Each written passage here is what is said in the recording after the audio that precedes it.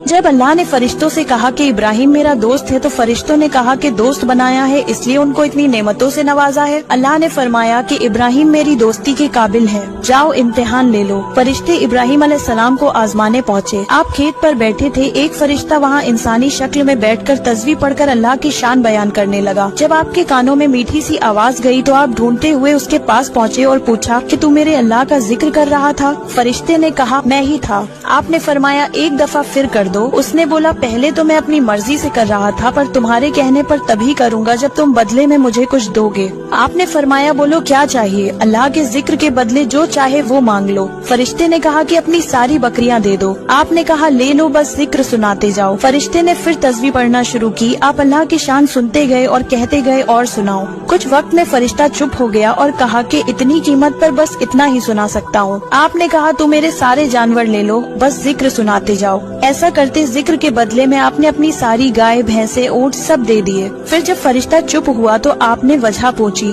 फरिश्ते ने कहा अब तुम्हारे पास कुछ नहीं है, अब क्या दोगे? आपने फरमाया कि अब तुम इतने जानवरों के मालिक हो, इनकी रखवाली के लिए तुम्हें गुलाम तो चाहिए होगा, तुम मुझे गुलाम रख लो, पैसे ना देना, खाना ना देना, बस मेरे अल्लाह का जिक्र सुनाते जाना। ये सब सुनकर फरिश्ता रो पड़ा और कहने लगा कि मैं आपके रब का फरिश्ता हूँ, आप वाकई में इस काबिल हैं कि अल्लाह ने आपको दोस्त बनाया है।